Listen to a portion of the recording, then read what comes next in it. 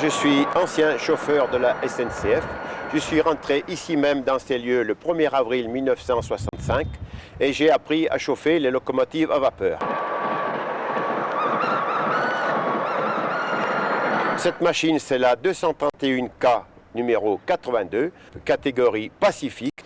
Cette locomotive a été construite en 1920 à la Société alsacienne de construction mécanique. Elle a été mise en service en 1921. Elle est arrivée à Saint-Étienne en 1976. Elle a été garée longtemps vers l'entrepôt, vers le dépôt d'armes de la manufacture. Et ensuite, en 1982, lorsqu'elle a été exposée pour le 150e anniversaire du chemin de fer, elle a été remisée ici même à l'abri sous la rotonde.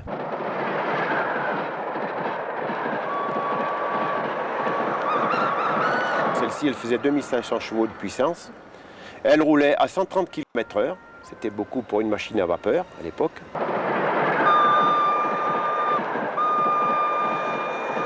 Alors à propos de la numérotation 231K, le 2, cela correspond aux deux petites premières roues, aux deux roues du bicelle avant, ce sont des roues porteuses.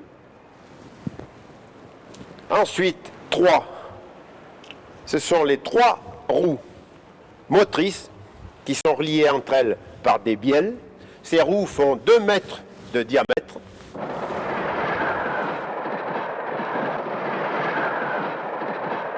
Ensuite, 231, c'est une roue porteuse qui se trouve juste sous la cabine.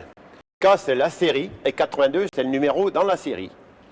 Ça, c'est la locomotive proprement dite. Et le wagon qui se trouve accroché immédiatement derrière la locomotive, qui est inséparable pour le fonctionnement, s'appelle le tender, dans lequel il y a la réserve d'eau et la réserve de charbon.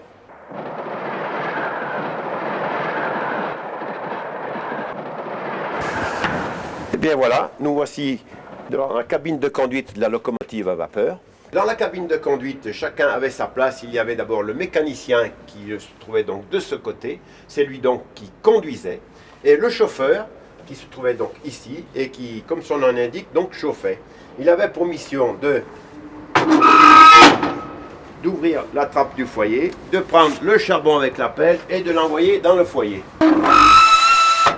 Voilà l'intérieur du foyer. En bas, on distingue bien les barreaux de la grille sur lesquels se trouvait donc le feu. C'était aéré par-dessous pour donner du tirage. Et si on regarde vers le haut, on distingue qu'il y a une voûte qui a été moulée en ciment réfractaire. Au-dessus de la voûte, vous distinguez des trous.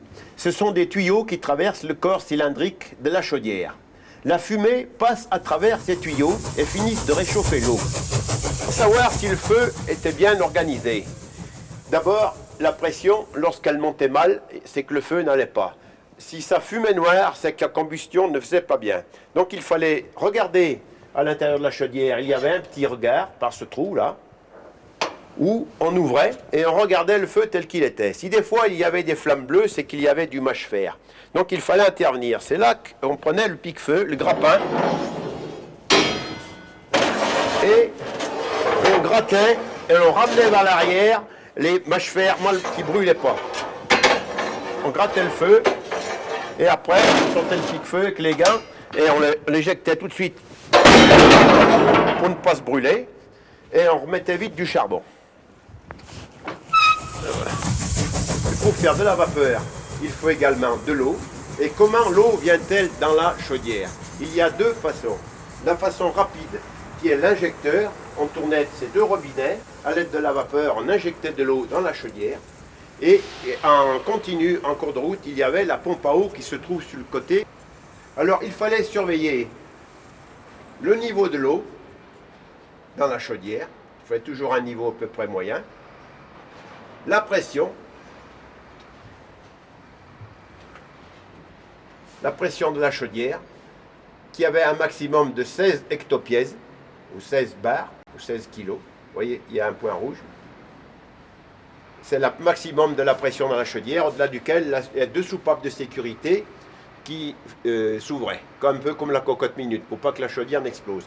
Donc le biais était de mettre assez de charbon pour la nécessité pour la remorquer le train, mais de ne pas trop en mettre lorsque le train allait s'arrêter, où on n'allait plus avoir besoin de la vapeur, et la vapeur serait gaspillée et partait en haut.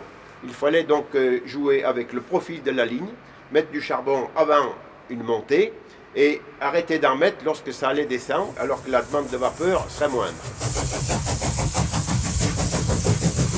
Alors voilà la place qu'occupait donc le mécanicien. Donc il surveillait la voie d'ici. Également, l'accélérateur de la locomotive, c'était ce levier qu'il tirait à lui pour envoyer de la vapeur dans les cylindres. Et également, il y avait le sifflet. Il y avait plusieurs autres commandes. L'inversion de la marche, c'était la manivelle qui est là. Le frein, le robinet du frein était ici. Vous freinez le train. Alors pourquoi les mécaniciens et chauffeurs étaient-ils toujours noirs, sauf à la place des lunettes lorsqu'on les quittait? Parce que la fumée, des moments la fumée, il en sortait un petit peu d'ici. Et la fumée qui sortait à l'avant se rabattait le long de la locomotive. Et inévitablement, lorsqu'on avait la tête dehors, là, on prenait la fumée par la figure, ainsi que les escarbilles. Les escarbilles étaient des fines particules du feu qui étaient parties avec la fumée. Alors on en ramassait surtout plein la figure.